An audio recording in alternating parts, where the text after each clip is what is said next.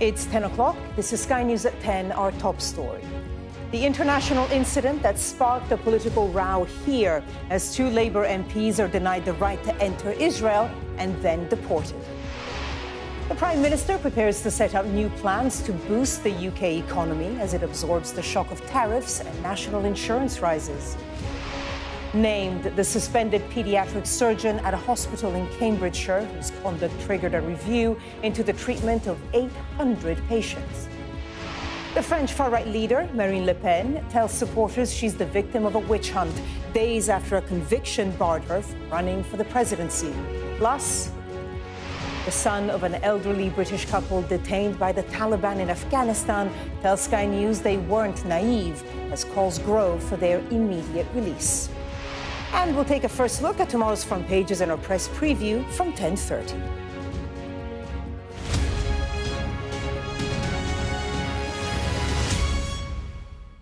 Good evening. The conflict in Gaza has polarized international opinion. And today, that once again spilled over into politics here after two Labour MPs were denied the right to enter Israel and deported. Wang Yang and Abdissam Mohammed, who attempted to visit the country yesterday, were briefly detained before being returned home. And that's because, according to the Israeli Immigration Ministry, they were suspected of plans to document the activities of security forces and spread anti-Israel hatred.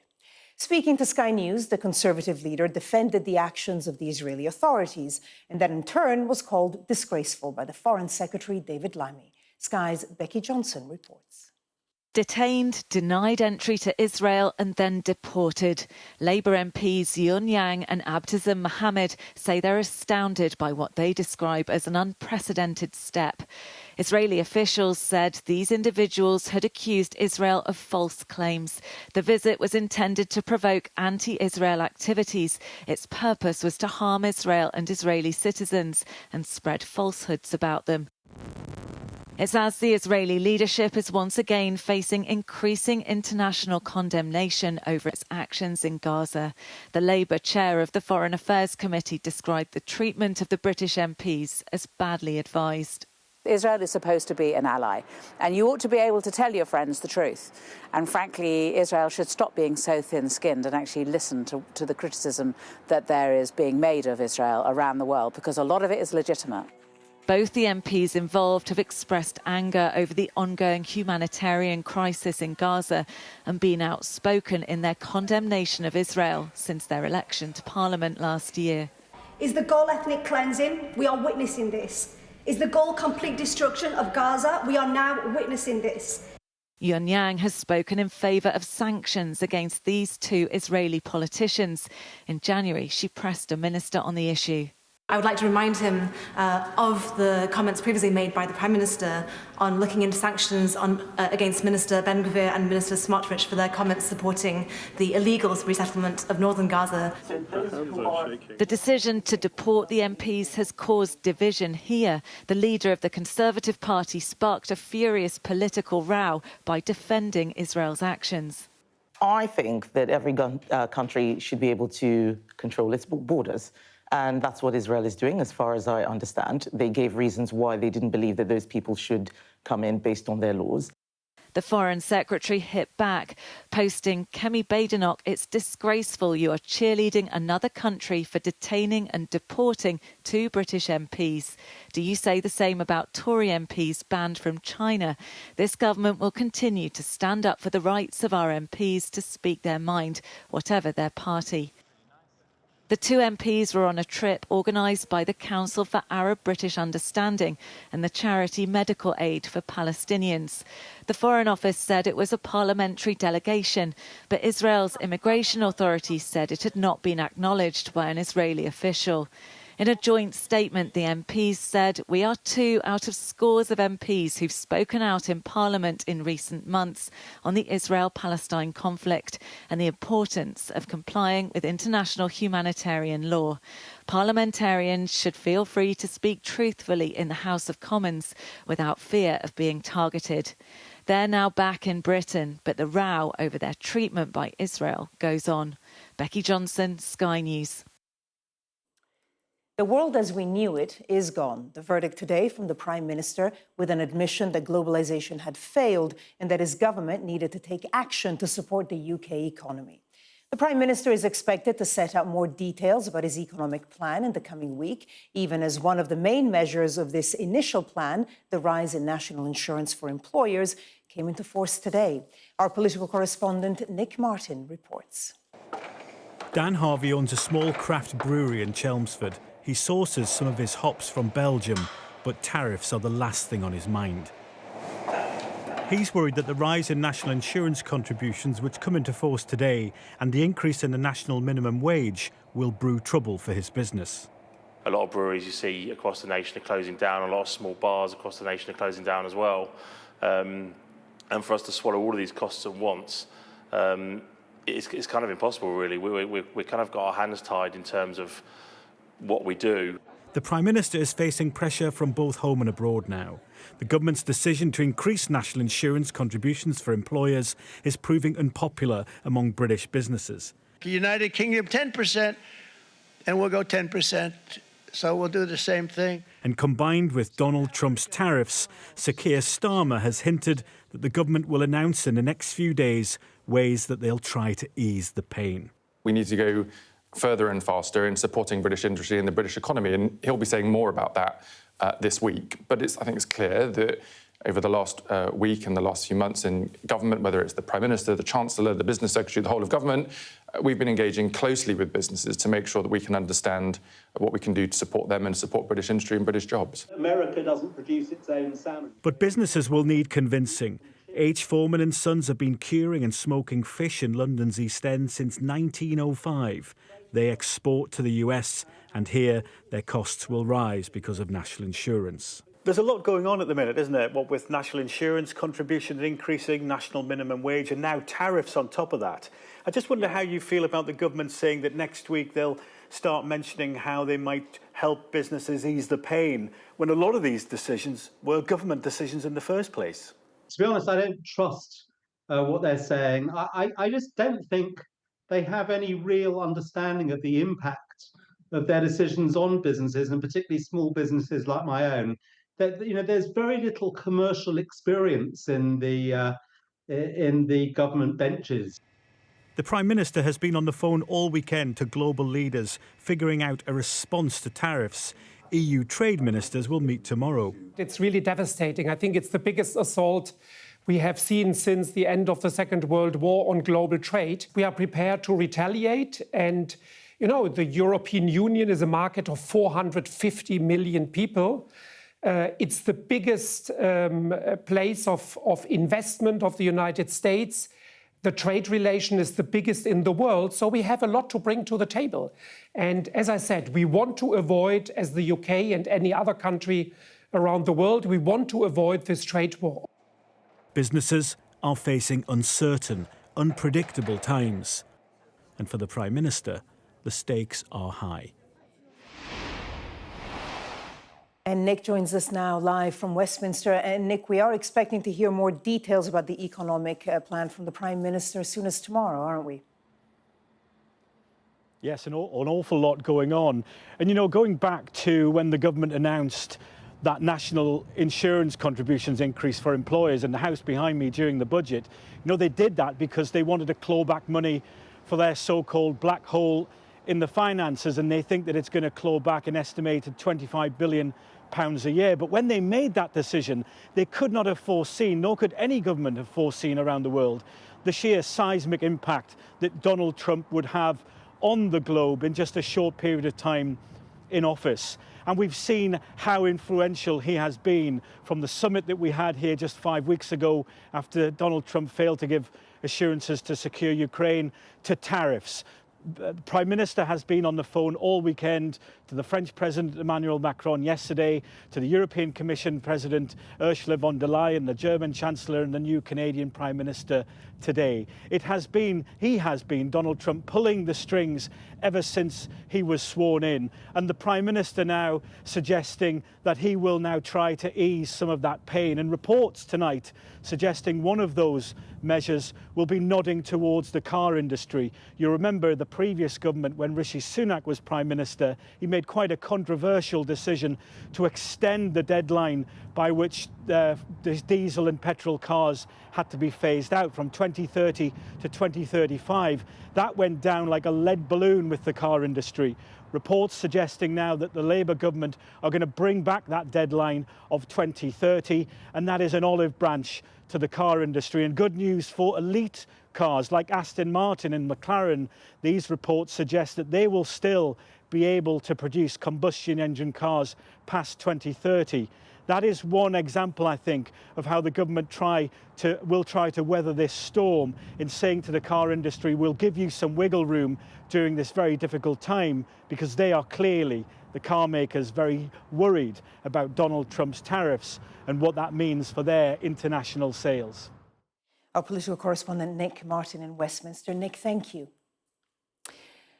A suspended surgeon at one of the UK's major trauma centres can now be named as paediatric consultant Kuldeep Store.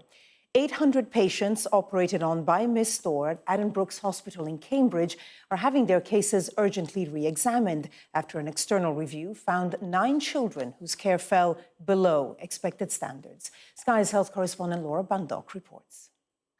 Maybe here I can not be looked at weirdly, just joining in with other people. Tammy Harrison is 12 with dreams of being a Paralympian. She has cerebral palsy and is also one of 800 patients waiting to find out if her treatment from a now suspended surgeon was below standard. Let's go. Are we ready? We're ready. My first one was like trauma hit me. I couldn't get out of bed for like 8 weeks. I was either stuck in bed or stuck on the sofa. It was hell. Hell. Tammy's operations at Addenbrooke's hospital in Cambridge didn't work and left her in agonising pain. She can't sit on the floor and her legs are different lengths. Her mum Lynn became worried soon after the surgery. There is nothing that can put Tammy back to where she was now. And that's the sad thing. If I could just click my fingers and have the child back that I had, you know, I would do it with a blink of an eye. But now I think we need more medical support and interventions before Tammy gets worse. Sky News can now reveal the suspended surgeon is Kuldeep Store, a specialist paediatric orthopaedic consultant. I've been a consultant for over 10 years. I work in a major trauma centre where I look after adults and children. I do a weekly paediatric fracture clinic, so I see about 200 patients a month, most of them children. A panel of experts is reviewing every operation Ms. Store performed at Addenbrooke's after a recent review identified 9 of her patients had received below standard care. Concerns were first raised about her a decade ago. A separate review will assess whether action could have been taken sooner. Kuldeep Store told Sky News, "I always strive to provide the highest standards of care to all my patients. I am cooperating fully with the trust investigation." Cambridge University Hospital say they're deeply sorry and will do everything they can to support families and patients. The Department for Health told us this case is incredibly concerning. There's been no confirmation of any wrongdoing in Tammy's case, but her family have a hospital meeting this week as they wait to find out whether her persistent pain was avoidable. Keep going, keep going. Laura Badenoch, Sky News. The French far-right leader Marine Le Pen has held her first major rally since being banned from running in the 2027 French presidential election because of a conviction for embezzlement. She claimed she was the victim of a witch hunt and vowed to peacefully fight the ban. Counter-protests were held at the same time, but feared clashes did not materialize. Our international affairs editor Dominic Waghorn was at the rally and sent us this report. She is convicted, sentenced and barred from office, but Marine Le Pen is unbowed, unashamedly comparing herself to a paragon of virtue, despite her courtroom disgrace. Je veux dire que notre ligne de conduite ne sera jamais celle de la brutalisation. Our line of conduct will never be that of brutalisation, so dear to other political factions, but it will be the peaceful one of Reverend Martin Luther King for the civic rights of Americans who were at the time oppressed and deprived of their rights. We therefore urge all men and women of France to enlist in our cause in a peaceful and democratic resistance. The backdrop, the tomb of Napoleon, who rose again from defeat to lead the people of France. That is still, it seems, Marine Le Pen's dream too. Let no one be in any doubt. I shall never give in.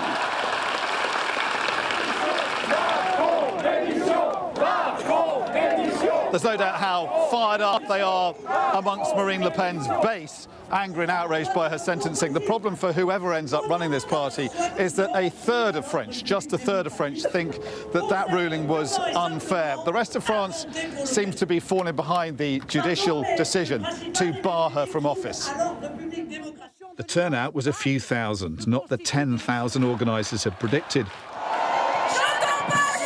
Opponents held bigger rallies where crowds were told Marine Le Pen should accept her fate.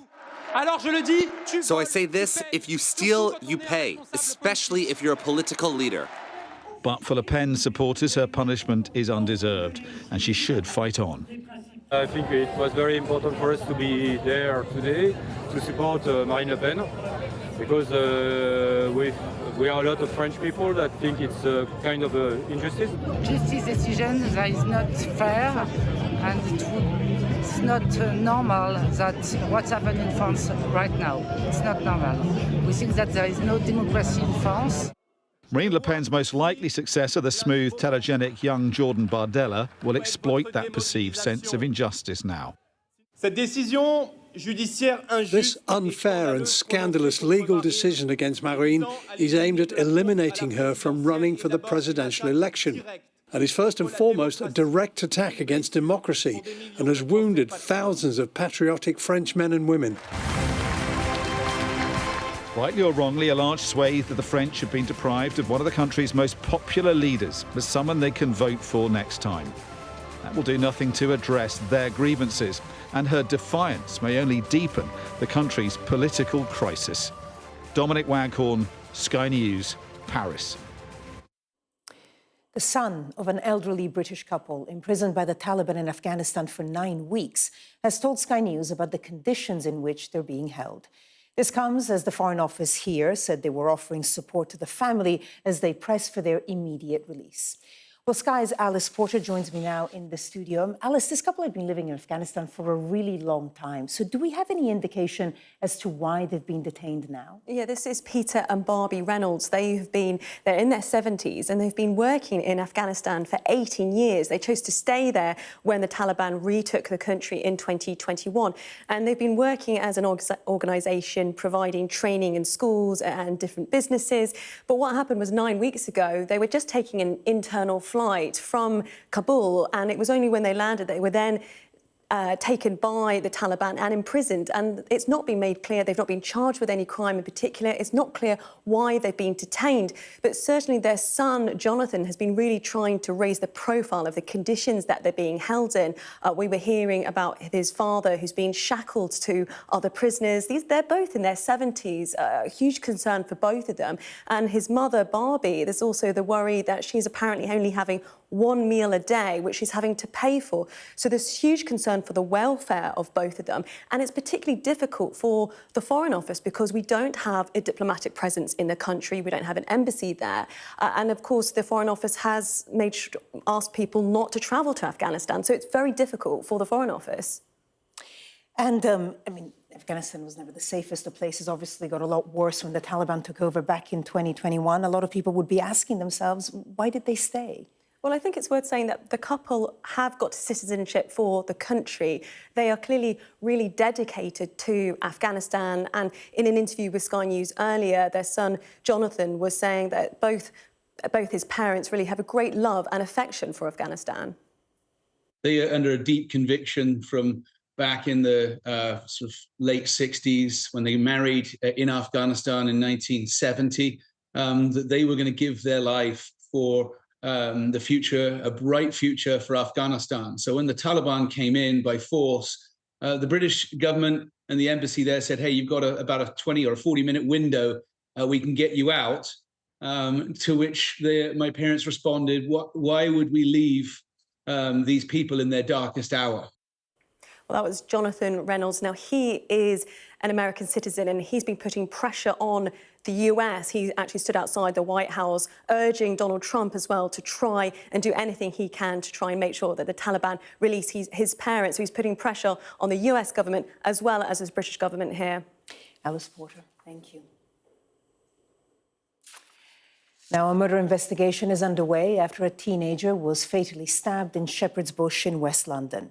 The boy has been named as 17-year-old Kieran Charles. A 16-year-old was also found at the scene with stab wounds and was taken to hospital before being arrested on suspicion of murder. Another boy who fled the scene was also arrested in the early hours of this morning. Police have named the 2 victims of a fire in a caravan in Inglemells near Skegness. They are Lee Baker, who was 48, and his 10-year-old daughter, Esme. Both were from the Nottingham area. Now, they died in a fire at the Golden Beach Holiday Park early yesterday. Inquiries are continuing into the cause of the fire. And wildfires were reported in several places across the UK today. After weeks of dry weather and warm temperatures, a man was arrested on suspicion of arson after a serious blaze in Northern Ireland.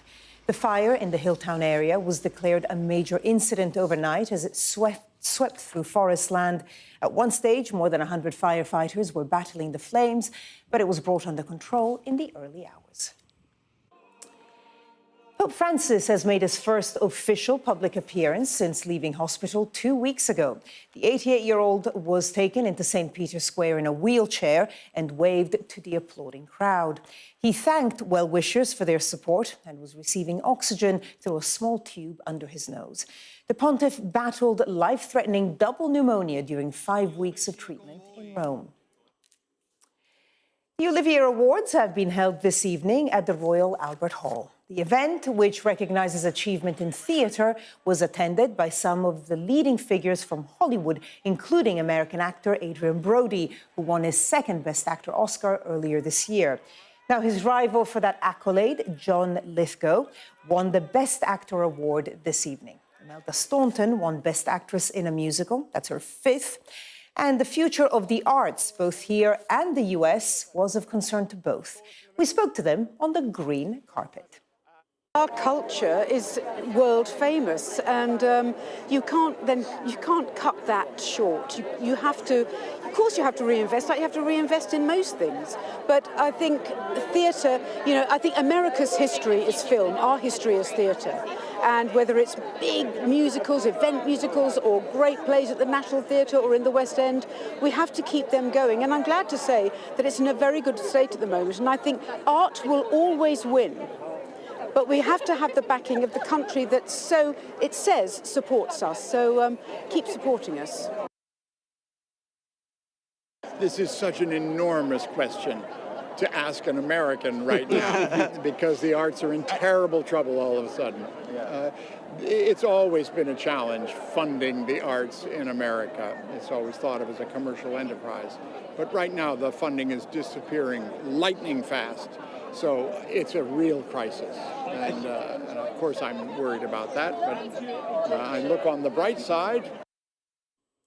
Let's get the latest sport now from Sky Sports News and Nick. Staying connected is vital for business. Sky Business sponsors this report. Having Harper made football more enjoyable. You don't get stuck on a bad game or a bad training, you just get to go home and see a smiley little face. Football just became so much better for me, and getting to travel the world with her has just been the best thing in the world. Katrina, can you talk me through the day that you walked into that IVF clinic a few years ago? What was going on in your head? There wasn't much going on in my head. I tried to not really think about what was about to happen. My period's always spot on the day, and on that day that I walked in, I got my period, and I think it was about a week early. Literally, when I spoke to the doctor, he said, we can start today. I think which was probably meant to happen because I wasn't able to really think about the process, what I needed to do, all the medication I needed to go on. To be honest, I hadn't researched it that much. I just went into the clinic to kind of get a bit more information and see if it was even possible. Did you feel quite fearless, do you think, in that moment? Yeah, for sure. I mean, it's something that I thought about so often. I knew in that moment it was where I was meant to be. Obviously, being a single mum at the time, I think a lot of people would have had thoughts about it and shared those with me, and I didn't want them to change the way I felt and how badly I wanted to be a mum. I had a really rough time in football for a couple of years. I then took an opportunity over in Norway, and I was loving football again, but there was just something missing. You know, I went to sleep thinking about kids, about the names that I wanted, what life would be like with a baby in it. I didn't really think about football too much at all. I had a meeting with a life coach, and he said, what's missing in your life? I said, I want to be a mum, and he goes, well, go do it. So when you spoke to that doctor and he said, we can start today, how did you feel? Emotional. Of course, I wanted to call my mum or my family, but I didn't want anyone to kind of talk me out of it, and knew that's exactly where I was meant to be. Everything happened really quickly, which I'm really grateful for. And when I touched down in quarantine in Brisbane, I had about a 5-day wait. Obviously, I took the pregnancy test too early. They came back negative, and then a couple of days later, I had a faint line there. Going through that first trimester, I guess hiding it from my teammates, hiding it from my club, hiding it from friends and family was definitely pretty tough. I guess a lot of times I was kind of questioning, have I not done the right thing in the way of, getting pregnant, but like signing for another club, I guess, with those unknowns. But, when I spoke to my coach there, he was so supportive. And just tell us how much it has changed, because Harper is like a legend of women's football, especially in Australia. It's crazy. I mean, I think for me, when I fell pregnant, I didn't really know if I wanted to get back to football. I knew football was always a big part of my life, but I didn't know how it would work. Obviously, being a single mum, my mum was really supportive from the minute I told her, pretty much. When I got back into the Brisbane team, she was on the first flight out with me. So I guess she made my comeback really, really easy, and I think having her.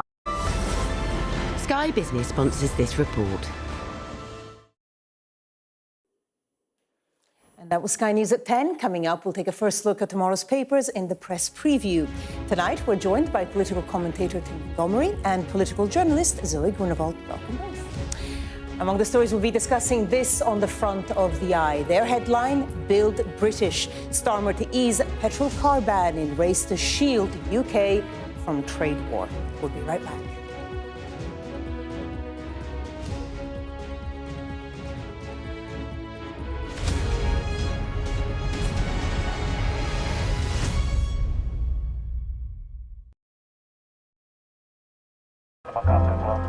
The only way to Gaza for us right now is with the Israeli military. The IDF had brought us in to show us a tunnel network under a residential neighbourhood. The length of time it must have to have created these tunnels must have taken years. At the end of the day, it's war at the top. It's war down here. I'm Alistair Bungle, Sky's Middle East correspondent based here in Jerusalem. As we were filming, there was a gun battle in the next street. This neighbourhood, the Israeli military say, was the stronghold of Hamas's Rafah brigade.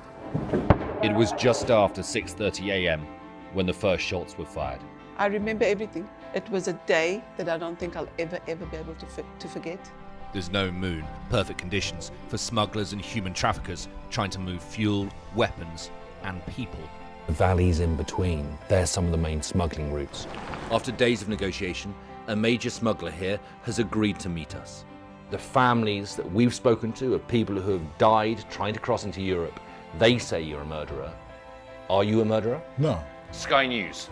Get the full story first. Begum was 15 when she left East London with 2 school friends to join Islamic State in Syria.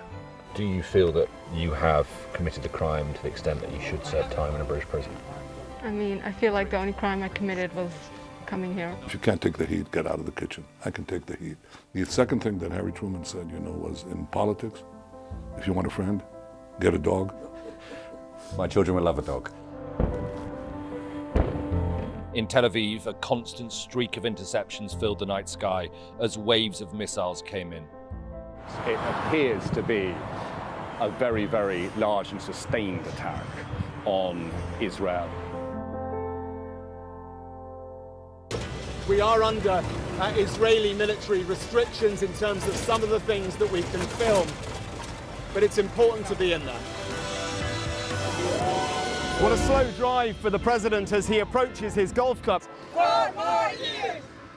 Free wherever you get your news. I'm Mark Stone and I'm Sky's correspondent based here in Washington, D.C.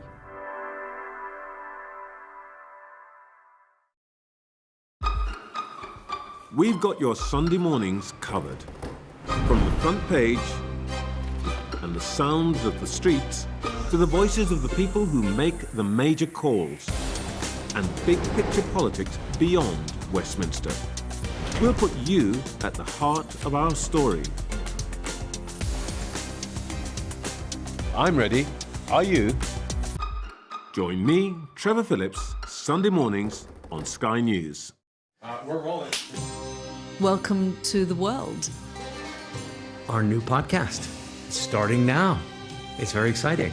Every week we'll be reporting from the world's trouble spots. We get to hold those in positions of power accountable, and we get to ask the questions that the audience, the listeners, want to know about. And that's why it is so important that people tune in, come along for the road, come along for the journey. It'll be fun.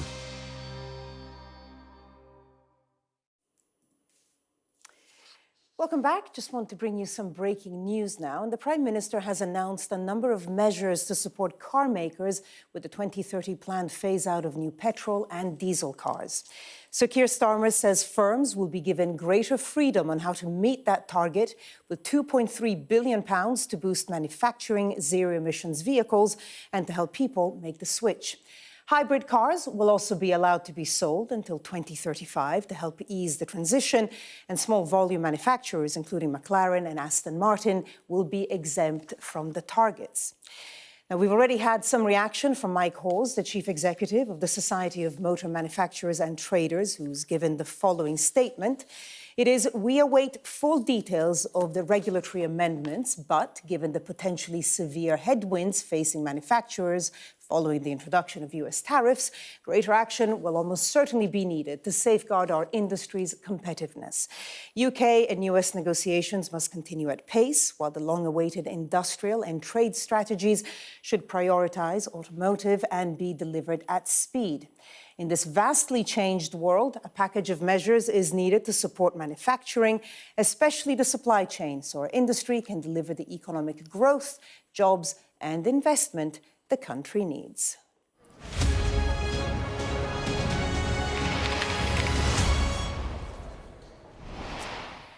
Hello there, you're watching the press preview, a first look at what's on the front pages as they arrive. In the next half hour, we'll see what's making the headlines with political commentator Tim Montgomery and political journalist Zoe Grunewald. Well, let's see what is on some of those front pages. Well, news tonight that Keir Starmer wants to boost the UK economy and protect it from new US tariffs by easing the phase out of petrol-driven cars to help the motor industry. That's top story in The Eye. The Guardian also leads with that story. Labour will support key industries hit by tariffs. This is The Times. Green rules relax to protect UK car industry. Donald Trump ally Elon Musk's call for there to be tariff-free trade between the USA and Europe. That's the top story in the Metro. Meanwhile, the international edition of the Financial Times says Trump officials have dismissed concerns about the damaging effect of tariffs on the markets and are pressing on regardless. The Telegraph hails the possible return of medical house calls carried out by what it calls an army of health workers as a way of easing pressure on the NHS. The Mail, meanwhile, says 9 out of 10 GPs want an NHS prostate cancer screening programme, which could save hundreds of lives a year. The Mirror warns British tourists that they face a summer of protests if they visit Spain, amid growing anger at a housing crisis there, which is being blamed on tourism. The Express claims victory in a campaign to get government financial help for British service veterans with the cost of getting to VE Day events abroad. And finally, the Star leads with an expected Easter heatwave. That would be lovely. And we are joined tonight by Tim Montgomery and Zoe Gruneval. Thank you both so much for being with us. Obviously, this is the Sunday after the week of Liberation Day, and we're still seeing all the developments. Let's start with the Financial Times, and of course, we'll bring in that breaking news that we had about the car manufacturing industry. Headline here, Trump officials dismiss market rout and vow to press on with punishing tariffs. Tim, let's start with you. Tell us about the story, but also people always say, you know, Trump can often change his mind, but here it seems that he's not going to change his mind about many tariffs. Well, people will think that I'm a real saddo for this, but I was at a dinner party with friends the other night, and we actually broke off our dinner party to watch Trump's announcement. It was such fun in solitary. Yeah. But actually, it was not me that initiated it. But what struck me as I watched him that night was it was just, he made it such a big deal. You know, it wasn't just one of his famous writings of his black marker pen on an executive order. He had the American flag behind him, and he made this a very, very big commitment. This was going to be a day in history. So my sort of heart sank as I was listening to this, because he's made it such a big deal now. It's much harder for him to retreat from a policy that I think is very dangerous. And the FT's report for tomorrow's international edition makes it clear that they are pressing ahead, and they're saying the officials around Trump are saying a loss in the stock market doesn't mean a loss in the economy. And what their argument is, I'm not sure it particularly works, but they are saying that, yes, American companies who've invested abroad, they're losing value because their model is being challenged by the new American administration's policy. So for the time being, no sign of any U-turn. OK, Zoe? Yeah, I mean, some might say this is Donald Trump being defiant. Others might say it is an example of his team sticking their fingers in their ears and refusing to see what's right there in front of them. I mean, there is plenty of evidence here that what we are going to see are retaliatory tariffs. We're going to see the effect of the shock of this echoing around the world. You know, people who are looking at their pensions losing value, people who are worried about the price of eggs, you know, things like that. Always eggs in America. There's always eggs. All of these things are going to be affected, and it's deeply troubling, not just for people in the US, people in the UK, but all these countries that are poorer countries that are going to be most impacted by this. You know, for example, they got Vietnam. Massive tariffs. Yes, I know, and because of this trade surplus by which the tariffs were calculated. So we don't really know what the full effect of this is. There probably is some evidence that there might be some levelling off of the shock that we are going to experience over the next week. But the damage that is going to be done, I think, is yet to be felt. And I think lots of people are very, very worried. Yeah, and also the sort of strange messages coming, not mixed signals necessarily, but if we look at the Metro, Elon Musk. Yeah. Now, he was speaking, I think, at a rally of right-wing, quite radical right-wing party in Italy, and he was mentioning a sort of tariff-free zone with Europe. So, again, Tim, talk us through this and what Elon Musk's role in all of this might be. Well, you never know entirely what Elon Musk's role is, but of course there were reports, I think, was it Politico that broke the story at the end of last week that he might be leaving the administration? And you can only do, I think, 120 days in his current role anyway, because he hasn't got an official sort of Senate approval. But he clearly doesn't support this policy. And, of course, his Tesla cars are already doing quite badly in Europe, partly because of association with his politics in America, perhaps his politics in Italy. And he clearly thinks that this tariffs policy is wrong. So the FT story may be that the administration as a whole is solid, but Elon Musk may sort of be a canary in the coal mine, really, warning, is this really the policy that you want? And there are signs of certain countries. Taiwan, for example, has lifted its tariffs today and said it's not going to have any more tariffs with America. I think it's something we should consider in Britain. You know, we have 10% tariffs. Get rid of them. Call Donald Trump's bluff. Because if we are going to start reducing tariffs, he will then have to probably take off the tariffs on us if it's going to be a fair policy. So you led, Barbara, with the whole emphasis on the British government trying to bail our industry out. Maybe we should bail them out by getting rid of the tariffs and having the tariffs lifted on us in return. So what have you made of the government's reaction? Well, I think this is really interesting because I think this tells you Musk's reaction and his suggestion that he wants to see, you know, kind of this frictionless trade between Europe and the US. It's not only indicative of the splits in, potentially the splits in Trump's team, but I think it's also indicative of the wider splits, not only in the Republican Party, but in Trump's America.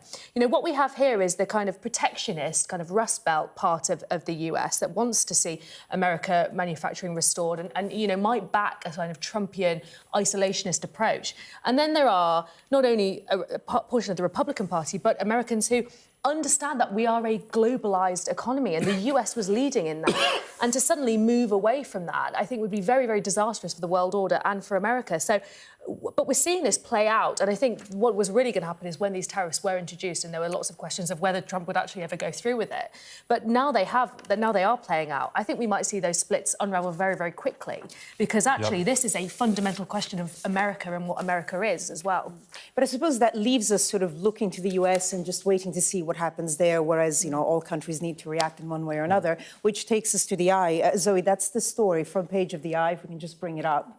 The breaking news, basically, we had a few minutes ago, billed British Starmer to ease petrol car ban in race to shield UK from trade war. Of course, we're at 10%, but the car industry is at 25% tariff. What do you make of this move by Starmer? Well, this is really interesting as well, because there has been lots of suggestion that there is almost a friction at the top of the Labour government between Ed Miliband, who is the Energy Secretary, and Rachel Reeves, who is obviously the Chancellor of the Exchequer, about Labour's green push. And you have to remember the green policy was a big part of Labour's offering. It was one of the only kind of real costed parts of their manifesto. Big push from Ed Miliband and lots of people within the core of the Labour Party. But there have been concerns about how that is going to square with Labour's growth ambitions. You know, there's been concerns about energy and the banning of new oil and gas licences, but also electric vehicles. And I think this has given Starmer an opportunity to potentially ease this ban that they may have already been concerned about as one of the measures that you know, part of Labour was pushing for because of their green policies, but another part of Labour was more concerned about because of economic growth and what it would do to industry. I think this is a big development, actually. I think we are beginning to see Labour retreat from its green agenda. As Zoe says, it was absolutely one of the big distinctions between the parties at the last election. But we've already seen Kemi Badenoch, the Tory leader, abandon the Tories' commitment to net zero by 2050. She thinks it's unrealistic. Now we have Keir Starmer backing off a little bit about green targets for the car industry to help them. And the fact is, it's just such an expensive commitment at a time when growth is already slow and the British economy... Growth is supposed to be Labour's #1 target. And so there is this real contradiction between hitting that target and probably the policy that Labour activists, Labour supporters most like, which is what Ed Miliband is doing on the green economy. And so this clash with the Green Party waiting in the wings, waiting to hover up any Labour voters that feel disillusioned by a backtracking from green. This is very politically tough for Keir Starmer, but it really goes to the heart of what he wants his government to achieve. And I don't think he's yet chosen, as Zoe says, between what Rachel Reeves wants and what Ed Miliband wants. OK. Time for one final story here in The Guardian, looking to some international news out of the Middle East. IDF raised Gaza borderland to create a kill zone. Of course, the Middle East and what's going on there was in the news with the news of the 2 Labour MPs that were sent back. Zoe, tell us about this story. Yeah, so this is a pretty extraordinary report collected by a group called Breaking the Silence, which was Israeli veterans who want to expose the military's grip over Palestine. And The Guardian have interviewed some of these soldiers as well to corroborate the accounts. But it basically reveals the extent to which Israel was launching this attack on Palestine. So it says that soldiers were given orders to deliberately, methodically and systematically annihilate whatever was within the designated perimeter. And this is inside the perimeter of Gaza, where troops were ordered to turn the area into a kill zone. You know, it's extraordinary reports of the kind of damage and destruction that was sanctioned by the Israeli state. And I think it's going to, you know, we know that there's far more conflicts coming in this region and happening right now. And obviously on the backdrop of these MPs, the Labour MPs refused entry to Israel. And this is going to raise more concerns about Israel, the pressure that the UK is putting on Israel to have a permanent ceasefire in the region. And it also comes a few days after those 15 medics that were killed and the story that the Israeli military gave didn't tally with then what came out the video. What do you make of this story, Tim, and also the story of the two MPs, obviously, Badenoch saying that Israel was right, and then David Lammy not agreeing? Well, the two Labour MPs who denied entry, they were incredibly critical of Israel. So I can completely understand why Israel wouldn't want them as guests, because they were only going to cause trouble. Now, but pragmatically, these two MPs have probably now had much more publicity than they ever would have done if Israel had let them in. So while I have a lot of sympathy with Israel's decision, it might have been wiser for them to let them in. They probably wouldn't have been noticed that much. They're not, household names. But now, of course, we're talking about it on Sky's press review. It's been on the front of a lot of newspapers. It's going to be leading a lot of bulletins. But this particular story in The Guardian is pretty alarming. And so Israel will not silence its critics. Well, it's also worth remembering that no international journalist has been allowed to go into Gaza without being as part of an embed with the IDF. So there's journalists there, and over 100 have died, but no journalists are allowed in. So huge questions about, going in and seeing what's actually happening. Tim, Zoe, stay with us. Coming up, door-to-door medical house calls could return to tackle the health crisis. That's according to tomorrow's Daily Telegraph. Stay with us.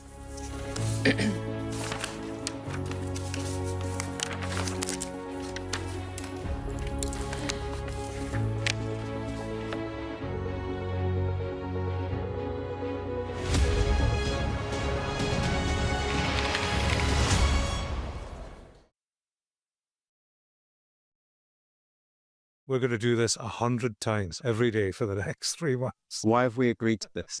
Raises many questions about many things. Actually seeing people impacted, she was so upset. It was powerful. They kind of couldn't believe they were being berated here. Very much on my terms, I think was the subtext. News happens fast around Donald Trump. It was a kind of wow moment. Yeah, that's what it feels like, doesn't it? It's Trump world, and we just live in it. So, where next?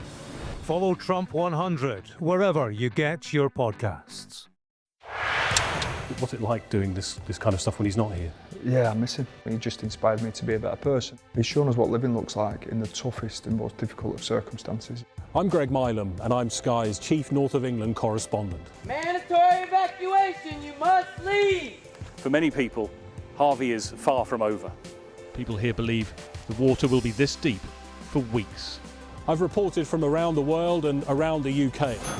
It isn't what politicians see from election battle buses, but what ordinary people see from the buses that shape the timetable of their lives. I feel like there's no trust between the people and the politicians. Labour's going to get in definitely, and they're no better than the Conservatives. It is almost impossible to predict where these fires will go next.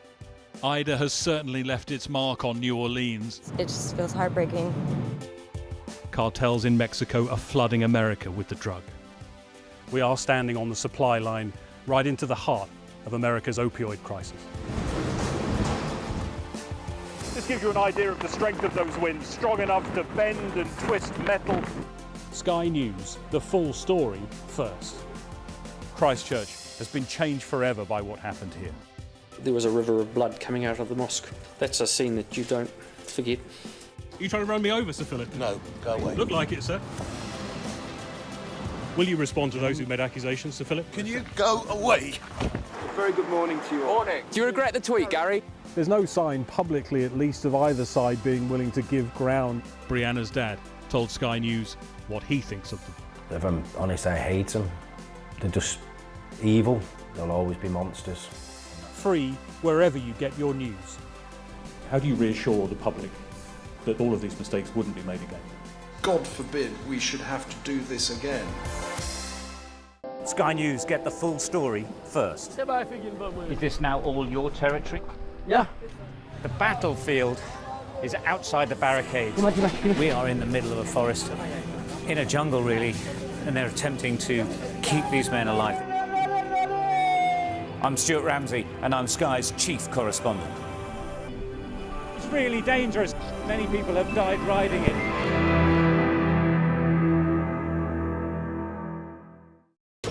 We are under Israeli military restrictions in terms of some of the things that we can film, but it's important to be in there. What a slow drive for the president as he approaches his golf club.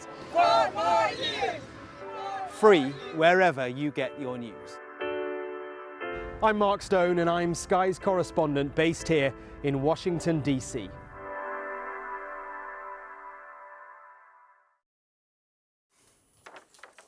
Welcome back. You're watching the press preview with me now, Tim Montgomery and Zoe Grunewald. OK, let's start with the Daily Telegraph. And their main story there, door-to-door NHS to tackle health crisis. So maybe bringing back house calls. What's the story about? Yeah, so often when people talk about sort of the glory days of the NHS, they tend to talk about the family doctor. And this is one of the new initiatives from Labour, which is part of their push to get people back to work and sort of get through the backlog, which is a plan to have a kind of, they call it an army of health workers who will be sent door to door to help kind of get people who are sick or, you know, prevent them from being sick and get them the healthcare that they need, rather than just kind of expecting them to turn up at GP surgery or, you know, A&E, which is obviously where we see those acute pressures. And this is a community health worker model that was seen in Brazil and is now going to be modelled here in the UK. And the idea is that you'll have health workers who have a particular kind of patch and they visit various households in that patch. Sounds like an interesting idea. Obviously, the big question is resources. That's the question the NHS always has. Do we have the staff? Do we have the money? Do we have the resources to do something like this? But I think this is an interesting part of Labour's preventative healthcare work. You know, if people can get healthcare before they need to end up in those acute services like A&E, like, you know, their GP surgery, could this help get people back to work quicker, stop their conditions from worsening, stop them from getting comorbidities, those kind of things? Briefly, could it work? Well, it would, but where's the money coming from this? You know, it's a nice idea in practice, and there's, you know, one little part of this says they're going to start in very disadvantaged areas where perhaps the need is greatest, but I don't quite know what the sound of scoffing is, but I think I should scoff at this point because you know, we're all waiting for basic operations from the NHS. This seems like an expansion of a service when it can't even do the, you know, the day job particularly well. So, yeah, I'm a bit sceptical. Which leads us to the Daily Mail, another health-related story, and I guess, again, prevention, you know, trying to prevent, I guess, the need often for surgery. 9 out of 10 GPs call for NHS prostate screening programme because it is, I think, one of the most common cancers in the UK, but it's hard to, basically, a lot of men don't go for screening. Zoe? Yeah, so, yeah, that's absolutely right. We know that it is a kind of a leading cause of cancer in men, and it is something that, you know, historically doesn't have a lot of pick-up early enough because of the kind of the stigma around it. So this is a campaign that's kind of been led by, I believe it's been led by the Mail, which is that they want to see a national prostate cancer screening process because they believe that would help get people screening quicker, catch any disease and get them treatment quicker. So, you know, any kind of initiatives to get people, you know, going and getting checked out as soon as possible, always have the backing of doctors, but it, again, is a and men are bad at volunteering themselves for these tests, much worse than women. So, and you find that often it's men who in married setups, it's the wives that will often prompt them to get. So, trying to attack that fairly by men to go for tests and that, this seems like a good initiative. But again, it's another expansion of NHS service when it's struggling to do basic. So I think we all think prevention is a better idea because it will save in the long run. But it's just being able to afford that initial investment, that's the trouble. Final story, Telegraph, bottom of the page, Marine Le Pen. She spoke in Paris today, I think her first rally since basically she got found guilty of embezzlement, and she likened the court's decision to disqualify her for running from the French presidency to Martin Luther King's Jr. civil rights struggle. There's not a lot of people, in fairness, possibly even supporters of Le Pen, who would put the two together. Let me what do you suggest, Bob? Go on. Well, what do you think? No, look, we thought, you know, we look for an Anne Finally story, don't we? Something to make us giggle. And this is probably the closest we could get. It's just the idea of her sort of using Martin Luther King is obviously part of her attempt to modernise the image of the National Front in France. But I think there might have been a few of her supporters scratching their heads and thinking, why are we comparing ourselves to Martin Luther King? But the other interesting thing about the rally, sort of just surfing the internet today, was The crowd was good in sort of vertical, but not massive. No, it didn't even quite fill the location that they'd anticipated. So, and the polls haven't really given her the bounce that I think she thought she might get from what the betrayers... There's a lot of people, because there's an appeal, obviously, I think, next year. So possibly, if she wins that, she could still run. But people thought this might even be them not making over, she's made already, but, you know, could really push her to the presidency. Yeah, because we've seen how historically these have helped leaders of this kind of particular political persuasion. I mean, Donald Trump, for example, obviously his conviction... As he mentioned himself. Yes, but I think what is really interesting about this, and this particular comparison, which I think a lot of people will be scratching their heads at, is that it didn't seem like the party were particularly prepared for this conviction. And I think some of their messaging and the polls as well that you pointed out, Tim, have reflected this. It seems that they're sort of scrabbling around a bit and they're not really sure where to go to next. You know, is Jordan Bardella going to kind of take over the mantle? And is he really prepared to do that? He's only 27. 29. 29. OK, so that's still young. Very old, very old. We're going to have to leave it there. Tim, Zoe, thank you so much. I'll see you in the next hour. Now let's take a quick look at the weather. A bright start and always a warm welcome. The weather, sponsored by Qatar Airways. Well, it's looking mostly fine this week, likely turning more unsettled over the weekend. Expect a few changes, however, as high pressure over the North Sea sinks south, changing the wind direction. There'll be a mostly calm, sunny but chilly start tomorrow with an extensive frost or ground frost out of town and a few fog patches, but the Northern Isles will be rather grey. Any fog will lift quite readily during the morning, leaving almost unbroken sunshine for most, but the far north will stay quite cloudy. Inland areas will become warm in the sunshine and it will turn a little warmer near many eastern coasts. It won't be as windy as today. A bright start and always a warm welcome. Qatar Airways sponsors the weather.